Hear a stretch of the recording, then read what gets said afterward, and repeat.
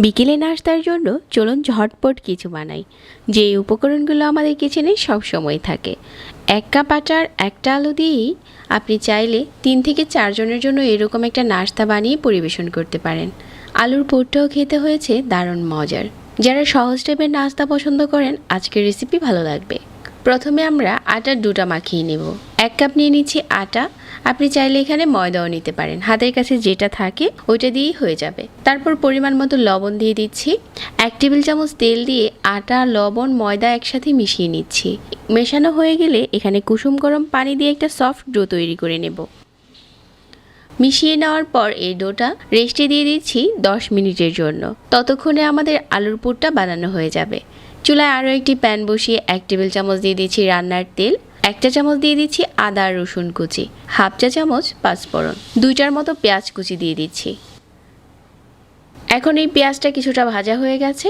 সবগুলো মশলার সাথে আর 1/4 চা চামচ করে দিয়ে দিচ্ছি এখানে গুঁড়া মশলা, মরিচ, হলুদ আর ধনিয়া।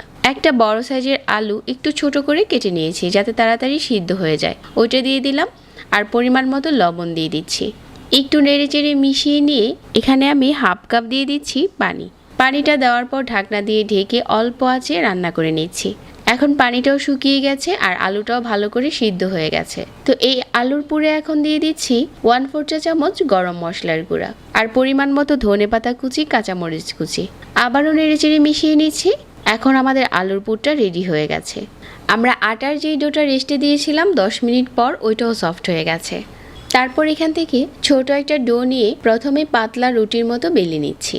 রুটিটা যতটা সম্ভব পাতলা করতে চেষ্টা করবেন, তাহলে নাস্তাটা খেতে ভালো হবে। মাঝ বরাবর আলুর পুরটা দিয়ে দিলাম। এখন সাইডে একটু পানি লাগিয়ে দিচ্ছি। তো আমরা এটা এখন বাজ দিয়ে দেব। আমি এভাবে করে 4 কোণা করে রুটিটাকে বাজ করে নিচ্ছি। আর সবগুলো আজকে একইভাবে বানিয়ে নিচ্ছি। সাইডে অবশ্যই পানি লাগাতে হবে যাতে খুলে না আসে। একইভাবে সবগুলো বানানো হয়ে যাওয়ার পর এগুলো এখন ভেজে নিচ্ছি। প্রথমে মিডিয়াম আঁচে চুলায় প্যান বসিয়ে দিয়ে এগুলো দিয়ে তেল না দিয়ে উল্টে পাল্টে কিছুক্ষণ ভেজে নেওয়ার পর তারপর উপরে তেল দিয়ে এপাশ ওপাশ করে ভেজে নিচ্ছি। তেলটা যখন আমরা পরে দিব তাহলে এটা কিছুটা ফুলে উঠবে। তো এভাবে করে মিডিয়াম আঁচে ভেজে নেওয়ার পর আমাদের নাস্তাটা এখন রেডি হয়ে গেছে।